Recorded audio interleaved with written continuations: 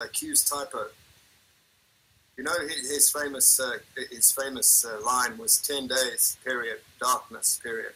We believe that was Atlanta. So the 10 days was the gap between some announcement and then Atlanta going dark.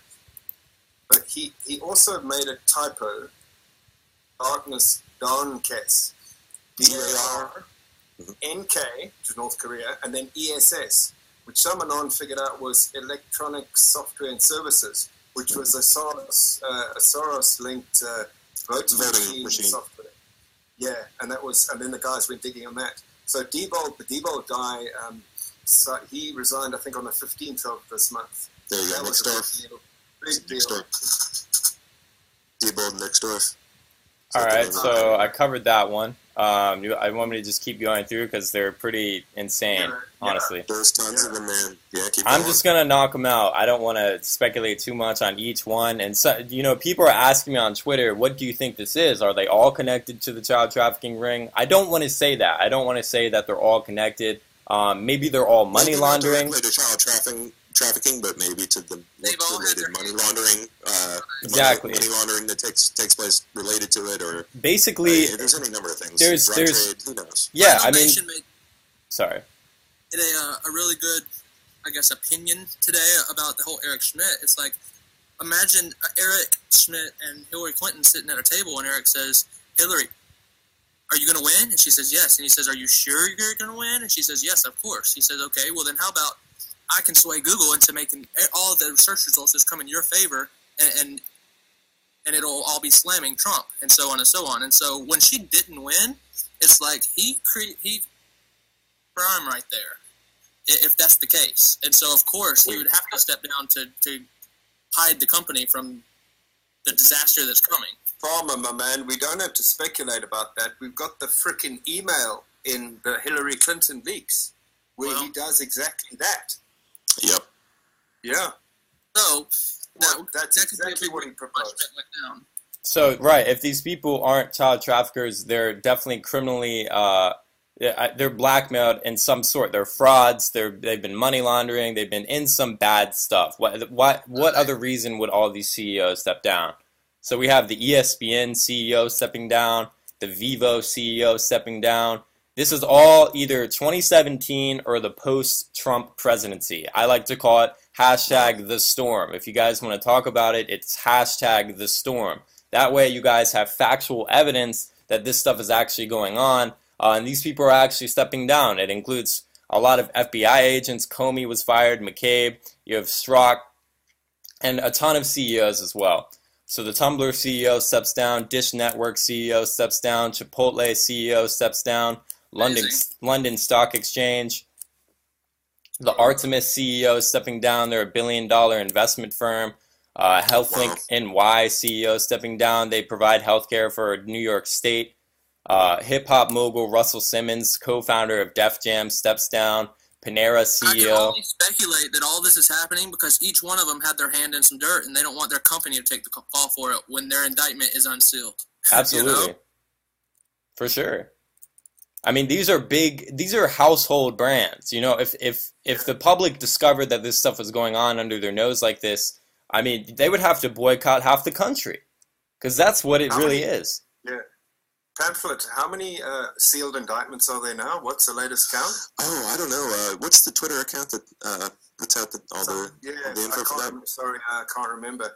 But, I mean, the last time I checked, there were like 4,800 sealed indictments in federal court, which means, if you know your U.S. legal system, just how far along in the process. Right. And this was the updated number a month ago. I mean, this is 4,000 a month ago was the last count we had.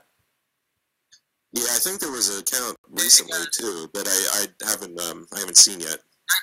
Since we've been in here, Trump posted number 2 in his tweet. Oh. Hashtag and then the number 2. So has been. No, wait. He posted. Oh, I see that number there. 2? No way. That's McCabe right there. Number 2 is McCabe. How do you know that? Actually, that's a reference to him. Yeah, so you know, the connection between the connection between Q's drops and Trump's tweets is very close, and obviously we get a lot of confirmation by watching the president's Twitter. Q has spoken about number 2, you know, #2, the #2, and this is a clear reference to McCabe. I wonder if isn't being flown out right now to his new quarters. Right. And if you're just now getting into QAnon, basically Trump has verified QAnon through his public Twitter, and that's how we know QAnon is real, among other things. I mean, basically everything QAnon is saying has been happening. Definitely. So that's interesting. Obviously some sort of signal for McCabe. I put McCabe on the list because he's stepping down from the FBI. Excuse me. And Yeah, that was. Can y'all go into the side by side and who is number 2? No deals that Q said on I think it was the 23rd. Just a quick one on that, guys. Trump actually copied the text that some anon was saying on 8chan on the live discussion and put it in his Twitter, and then Trump tweeted, and then the anon said, "Holy shit! I just said that. Is the president watching what we post?" And then Q replied, and he linked to both the posts, which was obviously yes. It was this tweet here. This is word for word what Anon was saying on 8chan.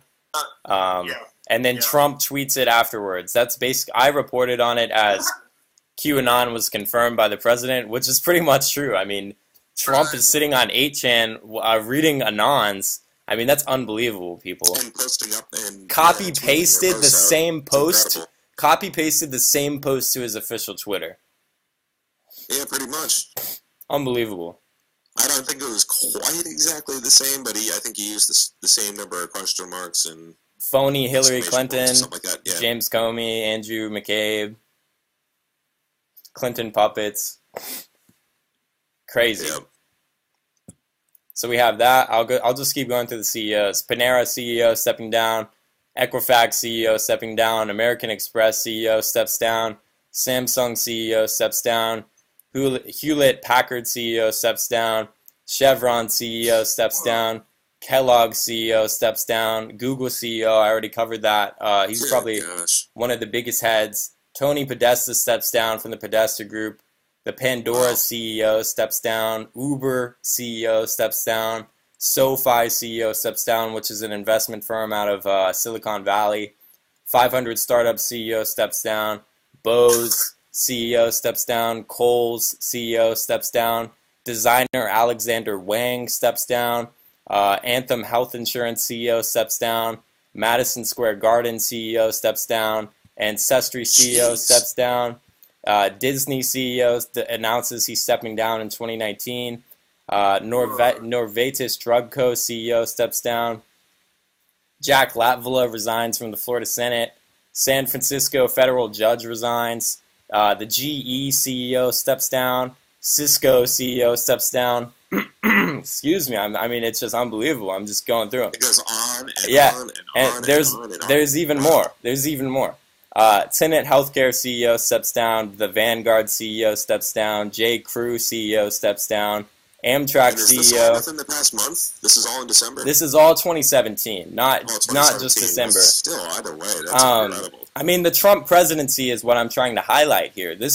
None of this would have happened. None of the Harvey Weinstein stuff, none of the Google stuff, none of the FBI corruption getting out would not have happened if Trump didn't become the president. That's what I'm trying to illustrate with these actual happenings, these factual happenings of these people stepping down in real life. I mean, it's real, people. Hashtag the storm.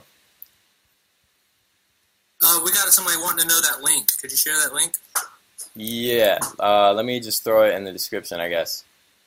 There's a few threads, so I'll probably just link all of them once I start going through them. Cool. And then boot club. Somebody want to? We've got a bunch of hashtag boot clubs going on in this chat box right now. Yeah, we can touch on the boots. Didn't we just have Jackie Spear added not too long ago? She's the newest member? Or is there another one that I don't know about? I think that's the newest one there. What are you, in your own opinion, what do you think the boot is? It's got to be an. That's a good question. It's got to be an ankle tracker. A tracker. I don't know what else it could be.